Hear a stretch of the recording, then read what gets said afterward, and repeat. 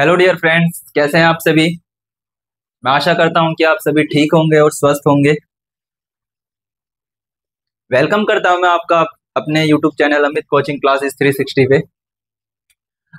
आज कुछ interesting videos के साथ हम मिल रहे हैं। आपने पीछे देखा होगा, आज की क्लास है हिस्ट्री, इतिहास के कुछ ऐसी महत्वपूर्ण बातें जो इतिहास में ही दफन है अभी तक, या अधिकतर क्वेश्चंस में भी ये पूछी जाती हैं कि इनकी डेट्स याद रखना सबसे ज्यादा इंपॉर्टेंट होता है। अगर डेट्स इनकी याद हो जाती है ना, अगर डेट्स याद हो जाती है तो इनकी थ्योरी याद नहीं रहती है हमको कि एक्चुअल में कहाँ हुआ था, क्यों हुआ था और इसका निष्कर्ष क्या था, विच इज द कॉन्सिक्वेंस क्या था, इसका निष्कर्ष क्या था। तो आज यही हम जानेंगे इस वाली क्लास में कि इतिहास में कुछ ऐसे पन्ने जिनका कॉन्क्लूजन लिखना बहुत ज्यादा इंपॉर्टेंट होता है, बट हम जब एग्जाम हॉल में बैठते हैं तब हमारे माइंड में उसका कॉन्क्लूजन नहीं आता है कि उसका पीछे का एजेंडा क्या था और एक्चुअल में जो वो मूवमेंट्स हो रहे थे हमारे, वो क्यों हुए थे, है ना, क्यों हुए थे। कुछ ऐसे इंपॉर्टेंट 10-12 बातें हैं जिनको आज हम जानेंगे और देखेंगे। ठीक है डियर फ्रेंड्स, चलो स्टार्ट करते हैं। इतिहास के कुछ महत्वपूर्ण बातें जो इतिहास के पन्नों में दबी हुई थी, जिनके पीछे की कुछ महत्वपूर्ण बातें भी थी। स्टार्ट करते हैं, इंट्रोडक्शन से स्टार्ट करते हैं। सबसे पहले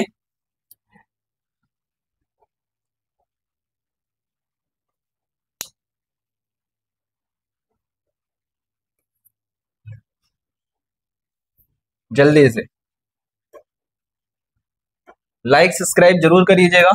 ठीक है, स्टार्ट करते हैं। इंट्रोडक्शन है सबसे पहले, इंपॉर्टेंस ऑफ हिस्ट्री। एक बात और है, इंपॉर्टेंस ऑफ हिस्ट्री।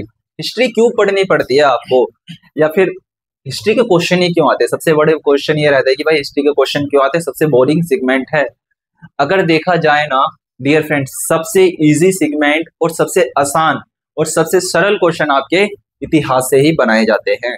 चाहे वो कोई सा भी एग्जाम हो, आपका एमटीएस का ले लो या जीडी का ले लो, सीएचएसएल का ले लो, या फिर यहाँ तक कि higher level of the exams जिसको आप कहते हो ना services of a group A B C, जैसे कि IAS, PCS, IFS, IAS officers, जो भी हो, अनदर एग्जाम्स, यूपीएससी हो, स्टेट पीसीएस हो, या कोई भी रहा हो, आरएस का एग्जाम हो, सब में यहाँ से क्वेश्चन 100% पूछे जाते हैं। और इन 100% क्वेश्चंस को जब हम रिटन एग्जामिनेशन में लिखते हैं तब वहां पर हमको निष्कर्ष भी लिखना होता है, और उसी निष्कर्ष को कैसे लिख सकते हैं इजी लैंग्वेज में, आज यही देखना है। ठीक है, इंट्रोडक्शन करते हैं सबसे पहले हम भारतीय इतिहास का। भारतीय इतिहास आप जानते हो एक विशाल बृहद इतिहास रहा है। भारत का इतिहास गौरवपूर्ण भी रह चुका है। कहते हैं कि चाहे वो हम सिंधु घाटी सभ्यता के बारे में बात करते हैं, या फिर वैदिक सभ्यता, या मौर्य का युग रहा हो, या फिर गुप्तों का युग, भारत सदा से ही महान रहा, जिसके पीछे इसका समृद्ध इतिहास रहा है। इसके इतिहास के पीछे अनेक कथानक के साथ साथ आंदोलन और संघर्ष की कहानियां भी सुनने के लिए आपको मिलती है। कहता है कि आओ अब हम जानते हैं कि भारत के इतिहास की कुछ महत्वपूर्ण 10 ऐसी घटनाएं जो हमको पढ़नी पड़ती है। भारतीय इतिहास की पहली घटना, भारतीय इतिहास की एक पहली घटना प्लासी का युद्ध। प्लासी का युद्ध 1757 में लड़ा गया एक युद्ध था, जिसने ये डिसाइड कर दिया था कि भारत में कौन सी शक्ति महान है, चाहे वो आपकी ब्रिटिश की हो जिसको आप EIC कहते हैं, या फिर आपकी भारत में जो जो आपका मुगल एम्पायर था, या फिर जो मुगल कालीन शक्ति थी, वो सबसे महान है। इस चीज का निर्णय आपके प्लासी के युद्ध ने करवाया कि भारत में आगे का शासन कैसे चलेगा और कौन सी शक्ति चलाएगी। तो प्लासी का युद्ध की हम बात करते हैं तो कहता है कि अंग्रेजों को उखाड़ने की ये पहली कोशिश थी, भारत से अंग्रेजों को विदा करने की हमारी पहली कोशिश थी। आपको पता होगा कि 1600 ईस्वी में एलिजाबेथ ने एक चार्टर पेश किया था, जिसके थ्रू ईस्ट इंडिया कंपनी को, विदेशी कंपनी को भारत में व्यापार करने के लिए भेजा था। वहां पर उनको करीब व्यापार करने के लिए भेजा था, और व्यापार करते करते करते करीब उनको भारत में कई वर्ष हो चुके थे। अब जो व्यापारिक कंपनी भारत में आई थी, अब वो भारत के राजनीतिक मुद्दों में भी दखल अंदाजी देने लगी थी, और उन्हीं दखल अंदाजी को जो हमारे भारत के सम्राट थे या नवाब थे वो बिल्कुल नापसंद करा करते थे। उसी नापसंदी के कारण जो पहला युद्ध लड़ा गया उसी को हम प्लासी का युद्ध कहते हैं। अंग्रेजों को उखाड़ने की ये पहली कोशिश भी मानी जाती है। कहते कि जो प्लासी का युद्ध हुआ था ये 23 जून 1757 को बंगाल के प्लासी नामक जगह में लड़ा गया था। इसमें एक व्यक्ति थे जिनका नाम था रॉबर्ट क्लाइव, और बंगाल के नवाब सिराजुद्दौला के बीच हुआ था। किस किस के बीच हुआ था? बंगाल के जो उस समय के नवाब थे जो मुगल एम्पायर में आते थे, जिनका नाम क्या था? नवाब सिराजुद्दौला, और जो अंग्रेजी शासन के रॉबर्ट क्लाइव थे उनके बीच में लड़ा गया था। साथ में कहता है कि इस युद्ध के पीछे बहुत सारे कारण भी माने जाते हैं। कहते हैं कि इसके कई सारे रीजन भी थे।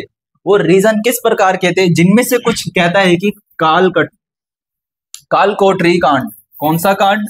कालकोठरी कांड। कलकत्ता पर अंग्रेजों का अधिकार जमाने का प्रयास करना, क्योंकि जो इस समय में अंग्रेजी शासक था या शासन थे, जो अंग्रेजी गवर्नर्स थे, वो प्रॉपर तरीके से प्रशासनिक गतिविधियों में दखल अंदाजी देने लगे थे, है ना। जब आपने पढ़ा होगा कि किस तरीके से जब भारत में पहली बार ये कंपनी आई थी, हुगली नदी के तट पर इन्होंने अपना किलाबंदी करना स्टार्ट कर दिया था, है ना। तो वहां के जो बंगाल के नवाब थे सिराजुद्दौला, वो इस गतिविधि से बिल्कुल भी खुश नहीं थे। इस गतिविधि को उन्होंने प्रॉपर तरीके से नकारा, और जो अंग्रेज के ऑफिसर्स थे उनको साफ साफ कहा कि भैया आप इन गतिविधियों को यहीं पर रोक दो, अन्यथा हम युद्ध करना पड़ेगा, ठीक है। परंतु ये केवल और केवल डराने के लिए किया गया था, परंतु ये नहीं पता था कि ये युद्ध सचमुच में हो जाएगा। अंग्रेजों ने अपनी गतिविधियों को नहीं रोका और आगे चल करके भारत को एक युद्ध देखना पड़ा जिसको प्लासी के युद्ध के नाम से जाना गया, ठीक है। इसमें कई सारे कांड माने जाते हैं, कई सारे कुछ टाइप्स माने जाते हैं, जैसे कि काल कोठरी का केस आपने पढ़ा होगा। कहता है कि कलकत्ता पर अंग्रेजों का अधिकार जमाना देखा होगा, और उसी में कहता है कि सिराजुद्दौला द्वारा ब्रिटिश हुकूमत पर ना स्वीकार करना, ये भी सबसे बड़ा फैक्ट माना जाता है कि जो सिराजुद्दौला था वो कठपुतली शासन नहीं चाहता था बनना। और आपको याद होगा कि जो ब्रिटिश गवर्नमेंट थी वो चाहती थी कि हम क्या करें, अपना एक पपेट गवर्नमेंट को बैठा दे जो हमको ट्रेड करने में आसानी दे, हुकूमत को स्वीकार करना।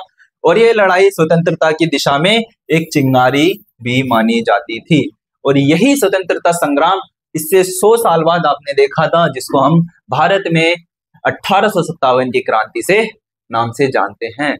बट इसके बाद एक युद्ध और हुआ था सिराजुद्दौला के बाद। उसके जो एक उत्तराधिकारी थे उनको अंग्रेजों ने क्या करा था, नामयुक्त घोषित किया था।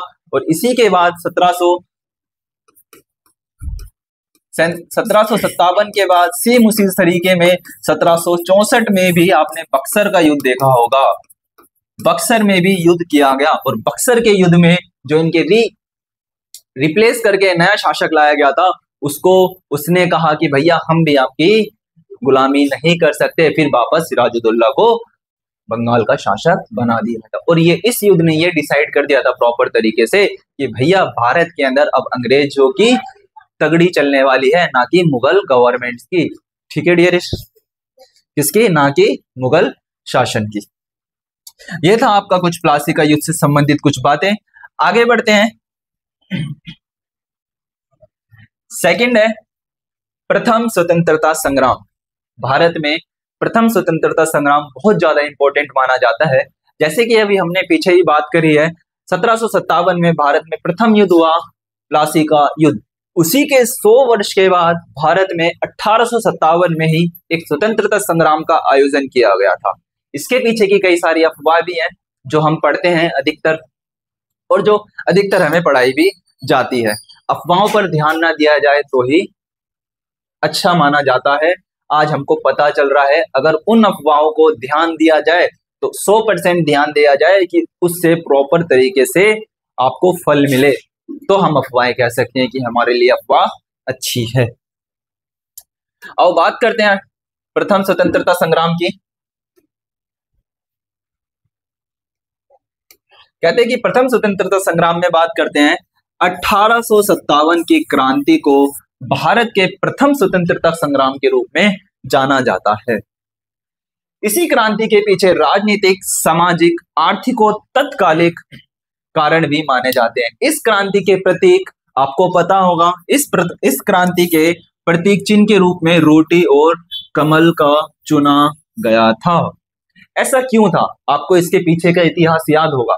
एक महान, हम बात करें एक ऐसे 32वीं रेजिमेंट के इन्फेंट्री राइफल के एक व्यक्ति थे, मंगल पांडे। उन व्यक्ति को हम सराहनीय कह सकते हैं। अगर वो व्यक्ति नहीं होते तो हम अपना युद्ध संभव नहीं मान सकते थे, परंतु युद्ध हमने संभव भी माना था। ऐसा लगता था कि अब हमको आजादी मिल जाएगी अंग्रेजी शासन से, और अधिकतर लोगों को लगता था कि भैया 1857 और 1757 में पहले प्लासी का युद्ध देखा और हमने स्वर्ण काल माना है, 1857 में अंग्रेजी शासन चले जाएगा भारत से, इसीलिए हम क्या कर रहे हैं, खुशी मना रहे हैं, हम इसलिए युद्ध करने के लिए तैयार हो रखे हैं। परंतु ये जो 1857 की क्रांति थी, इस डायमेंशंस को हर किसी ने अपने अपने वे में लिया था।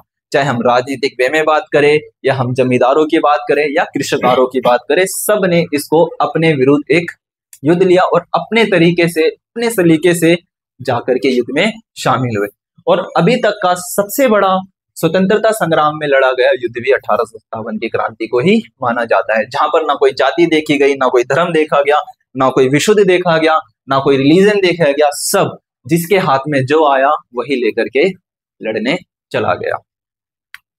कहते हैं कि इस क्रांति में मंगल पांडे, रानी लक्ष्मीबाई, तात्या तोपे आदि महान क्रांतिकारियों ने बढ़कर करके हिस्सा लिया था। इसी क्रांति के समय बहादुर शाह जफर, जो आपके पता होगा नक्कारे, जो आज हमको पढ़ना पड़ता है, भारतीय इतिहास में सबसे गंदा इतिहास हमको मुगल कालीन का पढ़ना पड़ता है, उसी में से अगर हमारे उस समय के लीडर अपनी जीत की बागडोर या फिर अपने इस युद्ध की बागडोर को किसी एक बुजुर्ग आदमी के हाथों में ना जा करके पकड़ाते, तो क्या पता आज हमारा भारत 1947 की जगह 1857 में आजाद हो चुका होता। परंतु कहते हैं समय, ठीक है, कहते हैं व्यक्तियों ने बढ़ चढ़ करके हिस्सा लिया था। इसी क्रांति के समय बहादुर शाह जफर सेकंड को राष्ट्र का राजा घोषित कर दिया गया और वीर सावरकर ने इस प्रथम स्वाधीनता संग्राम कहा था। और जो हमारे वीर सावरकर थे, उन्होंने इसे प्रथम स्वतंत्रता संग्राम की संज्ञा दी थी। महान थे वो लोग जिन्होंने इस क्रांति को करा। उन्होंने अपेक्षा करी थी कि हमें स्वतंत्रता जरूर मिल जाएगी, परंतु उनकी जो उन्होंने सोचा था, परंतु स्वतंत्रता मिलना संभव नहीं हो पाया। क्यों नहीं हो पाया, आप और हम अच्छी तरीके से जानते हैं। इसके पीछे का कारण भी आप जानते हो कि लंगड़ा घोड़ा रेस में दौड़ा। क्या लंगड़ा घोड़ा रेस में दौड़ा, कितना दौड़ा हम जानते हैं कि वो बीच में जाकर के अटक जाएगा। यदि उस समय हम इन सभी की कुर्बानियों को ना पछाड़ते, एक व्यक्ति को सिर्फ उसकी बागडोर ना देते, तो क्या पता युद्ध होता और इतना कालनीशील होता कि अंग्रेज भारत से उसी समय छोड़ करके चले जाते। अलग अलग समय की बात है, अलग अलग टाइप से, कोई बात नहीं। और कहते हैं कि अगर ये युद्ध एक समय में एक साथ हुआ होता तो आज हमारे भारत की स्थिति कुछ अलग होती। आज हम अपना स्वतंत्रता दिवस कब बना रहे होते? 1957 में सेलिब्रेट करते पहला स्वतंत्रता दिवस, 1857 में पहला स्वतंत्रता दिवस सेलिब्रेट करते, ना कि हमें और लंबा इंतजार करना पड़ता, ठीक है। आपको पता ही होगा दिल्ली उस समय भी महान केंद्र रही थी, जिस समय में आज भी है, और जो भी अंग्रेजी शासन था या फिर भारतीय गवर्नर का शासन था, सब दिल्ली से ही किया जाता था। आइए आगे चलते हैं इसी में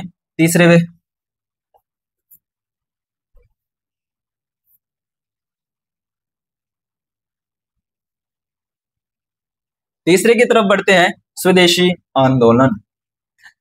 आंदोलन अपने आप में एक इंपॉर्टेंट मूवमेंट्स भी माना जाता है।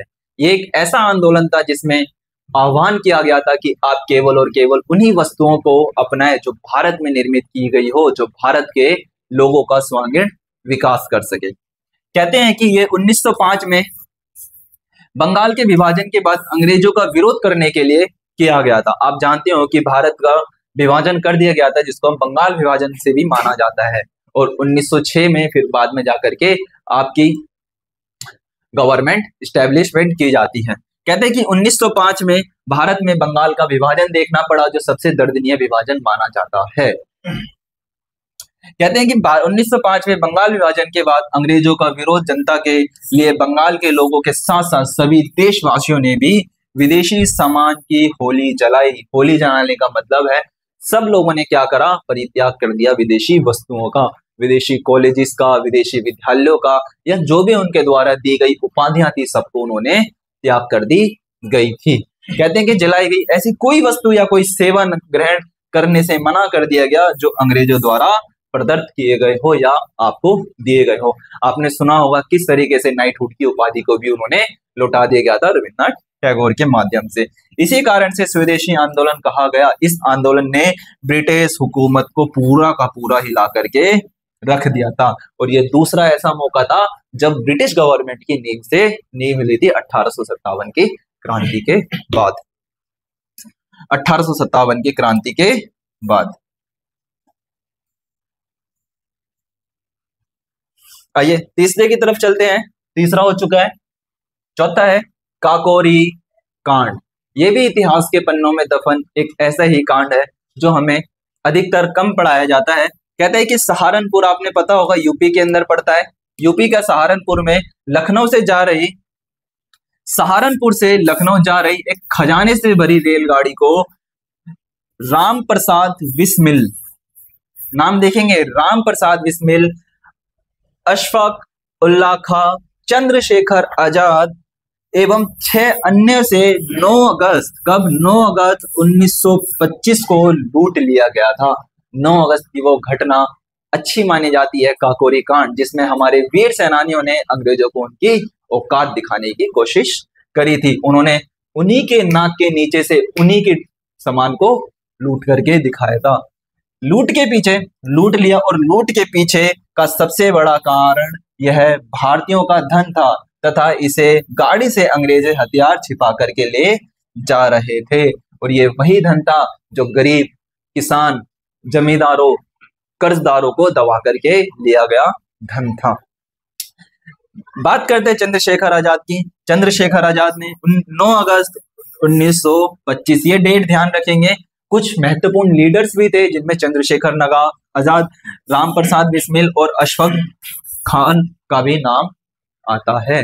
ये एक ऐसी घटना थी जो अपने आप में बहुत मायने रखती है, 1925 की घटना।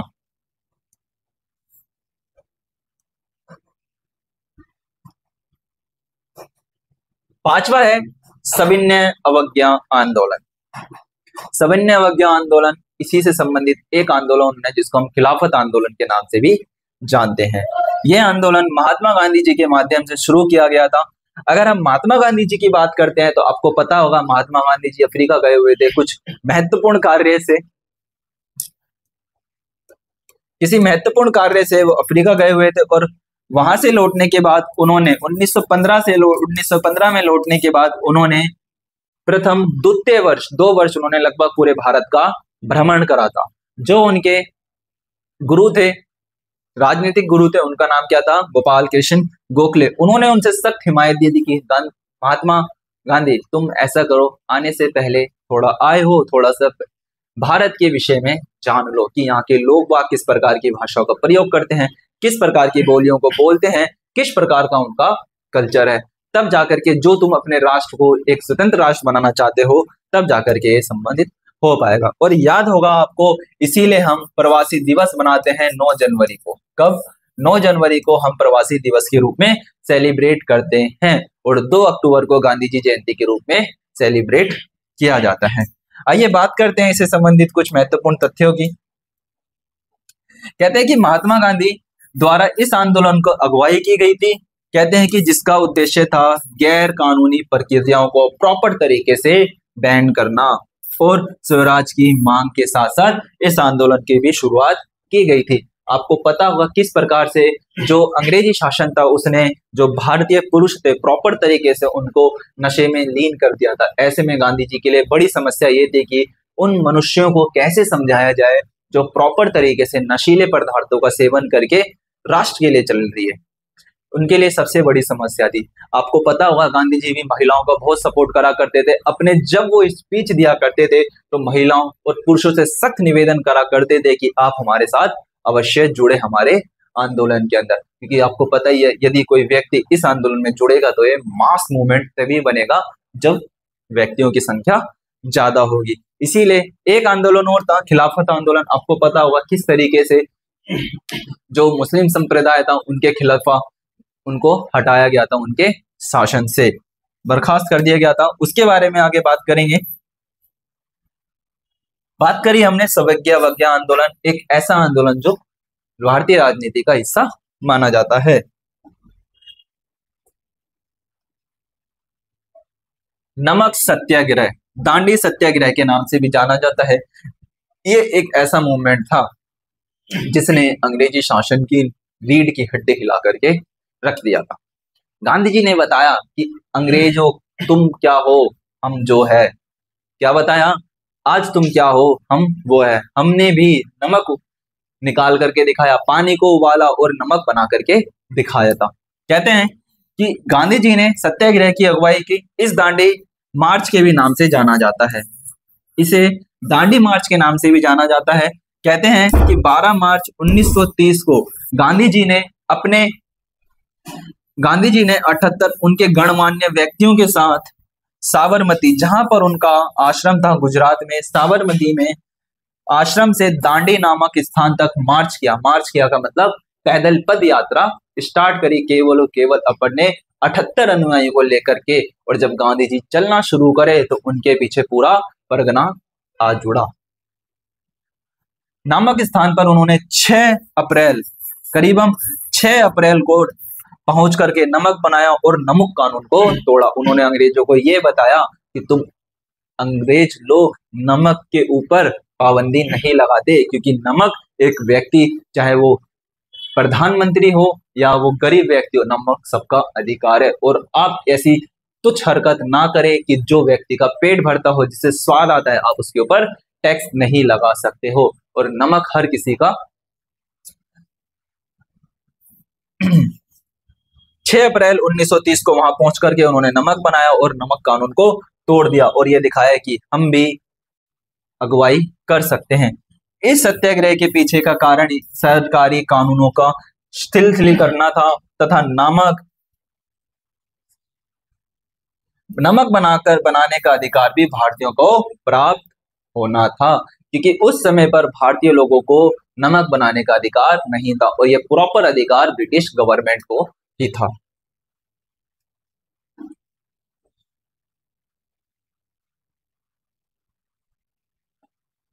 आगे चलते हैं। भारतीय राष्ट्रीय कांग्रेस की स्थापना। जब गांधी जी ने यह महसूस करा या कई सारे लोगों ने महसूस करा कि एक हमारे पास प्रॉपर तरीके से पार्टी होनी चाहिए, क्योंकि हमने जाना था भारतीय इतिहास में कि अगर हमें अंग्रेजों का विरुद्ध आवाज उठानी है तो एक मजबूती रणनीति होनी चाहिए और एक पर्टिकुलर पार्टी या एक नाम होना चाहिए कि उसको सुन करके अंग्रेजों को लगना चाहिए कि हाँ हमारी बराबरी का कोई उठ करके आया है।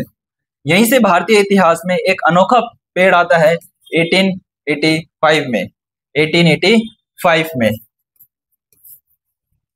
यहीं से भारतीय राष्ट्रीय कांग्रेस की स्थापना मानी जाती है। कहते हैं कि भारतीय राष्ट्रीय कांग्रेस की स्थापना 1885 में एक व्यक्ति थे, अंग्रेजी शासक थे, जिनका नाम था ए.ओ. हुम्स। क्या नाम था? ए.ओ. हुम। 1885 में ए.ओ. हुम के ने माध्यम से की गई थी। इसकी स्थापना का उद्देश्य था स्वतंत्रता के लिए वैचारिक संस्था का निर्माण करना। कांग्रेस ने कई आंदोलनों में भाग लिया और प्रथम सरकार का गठन भी किया गया था और इसका नाम रखा गया नेशनल कांग्रेस INC। इसी का बाद में जाकर के नाम रखा गया भारतीय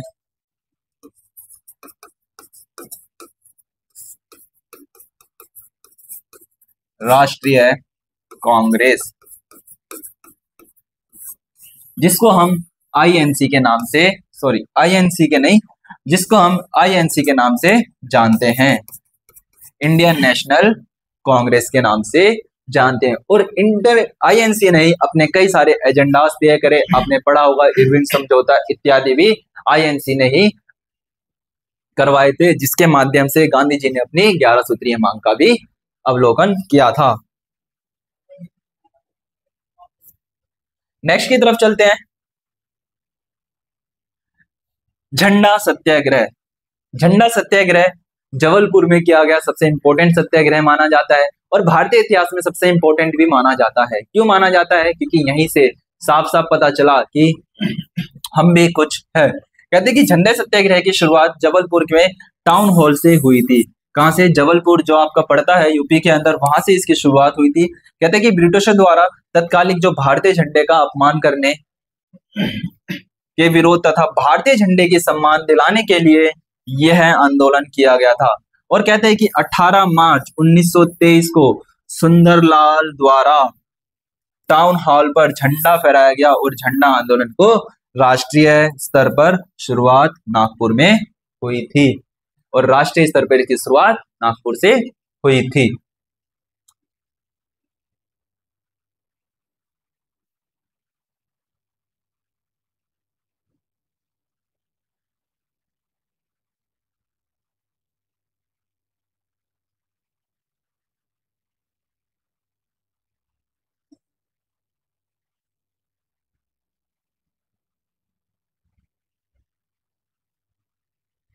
कहां से हुई थी इसकी शुरुआत? नागपुर से इसकी शुरुआत की गई थी। एक बार दोबारा देखते हैं। कहते हैं कि झंडा सत्याग्रह की जो शुरुआत थी जबलपुर के टाउन हॉल से स्टार्ट की गई थी और इसे ब्रिटिशों द्वारा तत्कालिक भारतीय झंडा का अपमान करने और विरोध तथा भारतीय झंडे को सम्मान दिलाने के लिए किया गया था। और कहते हैं इस आंदोलन को 18 मार्च 1923 को सुंदरलाल के द्वारा टाउन हॉल पर झंडा फहरा करके किया गया और झंडा आंदोलन की राष्ट्रीय स्तर पर शुरुआत नागपुर से हुई थी। और आपको पता होगा झंडे में जो 3 रंग है वो कहां से आए थे और वो क्या क्या चीजों को प्रदर्शित करते हैं। आगे चलते हैं। भारत छोड़ो आंदोलन। भारत छोड़ो आंदोलन अपने आप में एक great movement and mass movement माना जाता है। भारतीय इतिहास का सबसे बड़ा मूवमेंट माना जाता है गांधी जी के द्वारा। 1942 में आपको पता होगा किस प्रकार की घटना घटित हो रही थी। उसी के दौरान गांधी जी ने साफ साफ कहा था। अच्छा, इसी में आपको याद होगा उद्देश्य प्रस्ताव भी रखे गए थे। कहते कि यह आंदोलन अंग्रेजी शासन के विरुद्ध बृहद रूप से कड़ा विरोध प्रदर्शित करने के लिए किया गया था। इस आंदोलन की अध्यक्षता महात्मा गांधी ने स्वयं करी थी। इस आंदोलन की शुरुआत आपकी 9 अगस्त 1942 को हुई थी। इस आंदोलन ने विराट रूप धारण करके अंग्रेजों को भारत से जाने पर मजबूर कर दिया था और गांधी जी ने जनता और पब्लिक से आह्वान किया कि आप सरकारी संस्थाओं का प्रॉपर तरीके से त्याग कर दीजिए, चाहे वो आपकी सुख सुविधाएं हो, चाहे वो आपके कॉलेज हो, चाहे वो आपके विश्वविद्यालय हो, चाहे वो आपके स्कूल्स हो। और जितने भी वकील थे उनसे कहा कि आप सरकारी कार्यवाही में जाना बंद कर दीजिए। और इसी आंदोलन ने अंग्रेजों की नींव हिला करके रख दी थी। और ये इतना ग्रेट मूवमेंट्स हुआ था कि अंग्रेजों के पास अब कुछ ऑप्शन नहीं बचा था। और इसी के बाद आपको पता होगा किस प्रकार से उन्होंने भारत में मिशंस भेजना स्टार्ट करे थे। साइमन मिशन की हम बाद में बात करेंगे। आगे चलते हैं। 10वां आज का अंतिम, कहते हैं कि आजाद हिंद फौज अपने आप में बहुत इंपॉर्टेंट मानी जाती है। हम कह सकते हैं कि ये भारतीय इतिहास की रीढ़ की हड्डी है और स्वतंत्रता संग्राम में भी रीढ़ की हड्डी का इसने काम किया था। कहते हैं कि आजाद हिंद फौज का गठन भारत को शस्त्रों के माध्यम से स्वतंत्र कराने का उद्देश्य किया गया था। आजाद हिंद फौज का गठन रास बिहारी बोस, सुभाष चंद्र बोस के नेतृत्व में किया गया था, जिन्होंने भारत को स्वतंत्रता दिलाने के उद्देश्य से अंग्रेजों पर सशस्त्र हमला करा था, सशस्त्र हमला किया। इसी अभियान के तहत सुभाष जी ने दिल्ली चलो का नारा भी प्रदर्शित किया था या दिया था। भारत की स्वतंत्रता में आजाद हिंद फौज विशेष हाथ माना जाता है। और ऐसे ही एक हमारे आपको पता होगा भगत सिंह जी भी थे, जिन्होंने अपनी अहम भूमिका निभाई थी। उन्होंने एक बात कही थी, अब भैरों को सुनाई देने लगा है। और उनको 23 साल की उम्र में फांसी की सजा प्रदान कर दी गई थी। आजाद हिंद फौज,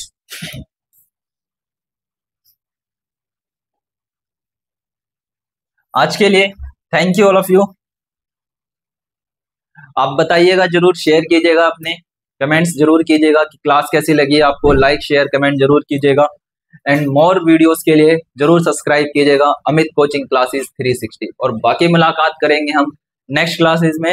आप हमसे जुड़ने के लिए हमारे ऑफिशियल चैनल्स पे भी जा सकते हो, Amit coaching classes YouTube channel, Instagram पे भी सर्च कर सकते हो अमित कोचिंग क्लासेस 360। टेलीग्राम पे जुड़ने के लिए और पीडीएफ के लिए जरूर हमसे जुड़े, पीडीएफ भी प्रोवाइड होगी। पीडीएफ के लिए आप हमसे जुड़ सकते हैं टेलीग्राम पे अमित कोचिंग क्लासेस 360 के। जल्दी पीडीएफ भी इसमें अपलोड होना स्टार्ट हो जाएंगी और गूगल भी कर सकते हो अमित कोचिंग क्लासेस 360। जरूर अपने थॉट्स बताइएगा कि क्लास कैसी लगी, ठीक है। बाकी हम करते हैं नेक्स्ट क्लास में। थैंक यू, इसी तरीके से अपना सपोर्ट बनाए रखिएगा। बाकी करते हैं नेक्स्ट क्लास में। आज इतिहास के कुछ नए क्वेश्चंस थे, कुछ नई बातें थे। अगली क्लास में कुछ और ऐसी ही बातों के साथ मिलेंगे और अच्छी नई चीजों को जानेंगे। ठीक है all of you, thank you.